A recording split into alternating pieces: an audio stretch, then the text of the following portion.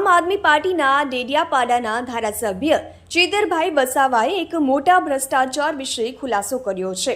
બંધારણની 275ની કલમ અંતર્ગત દાહોદ જિલ્લાના જે 12 કરોડ રૂપિયા હતા, આ 12 કરોડ રૂપિયાને દાહોદ જિલ્લાની આદર્શ નિવાસી શાળા અને એકલવ્ય મોડેલ શાળાના રિનોવેશનમાં ખર્ચ કરવામાં આવ્યા હતા।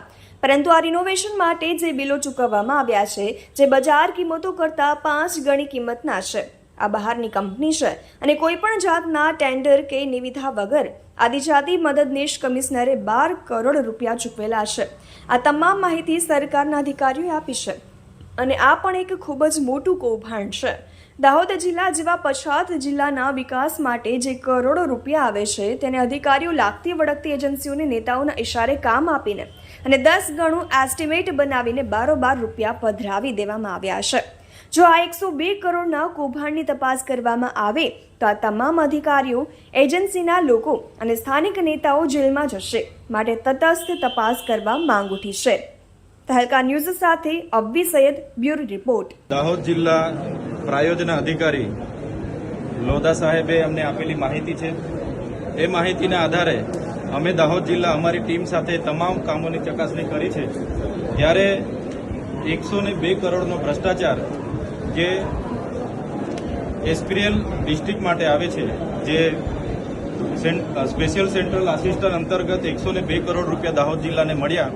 એમાં 102 કરોડ રૂપિયામાં કોઈ પણ પંચાયતનો ગ્રામસભાનો ઠરાવ લેવામાં નથી આવ્યો, કોઈ પણ જાતની નિવિદા પાડવામાં નથી આવી અને એક સંદીપ શાહ કરીને નવસારીની એજન્સી છે, એને બારોબાર 102 કરોડના કામો પધરાવી દેવામાં આવ્યા છે, કોઈ પણ ટેન્ડર વગર, કોઈ પણ નિવિદા વગર। અને આ તમામ કામોનો એસ્ટિમેટ 10 ગણું વધારે છે। જે વસ્તુ બજારમાં 20 રૂપિયાની મળે છે, એ વસ્તુનો ભાવ આમાં 200 રૂપિયા છે।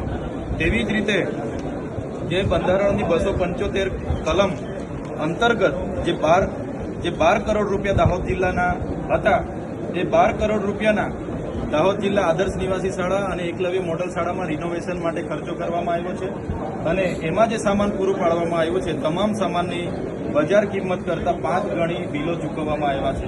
આમાં પણ બહારની એજન્સી છે અને કોઈપણ જાતના ટેન્ડર કે નિવિદા વગર આ આદિજાતિ મદદનીશ કમિશનરે 12 કરોડ રૂપિયા બારોબાર ચૂકવેલા છે।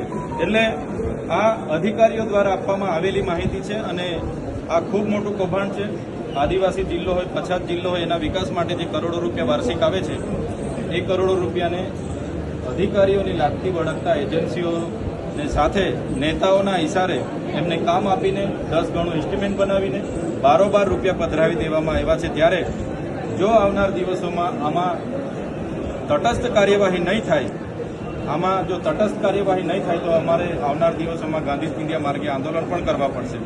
અમે આજે પૂરા દાવા સાથે કહીએ છીએ, આ 102 કરોડ રૂપિયાની હમણાં તપાસ કરવામાં આવે તો અમે છાતી ઠોકીને કહીએ છીએ કે તમામ આજે અધિકારીઓ, એજન્સીઓ, અહીંના સ્થાનિક નેતાઓ જેલમાં હશે। અમે દાવા સાથે અને પૂરી એના સાથે કહીએ છીએ કે આની યોગ્ય તપાસ થવી જોઈએ। બધા નેતાઓ અને અધિકારીઓ જેલમાં હશે। લોકોના પ્રશ્ન છે, આદિવાસી સમાજના બજેટના પૈસા છે, છતાંય અહીંના જેટલા પણ આદિવાસી સમાજના નેતાઓ છે, આ નેતાઓ જ આદિવાસી સમાજનું શોષણ કરી રહ્યા છે, એવું અમે સ્પષ્ટ આપના માધ્યમથી કહેવા માંગીએ છીએ।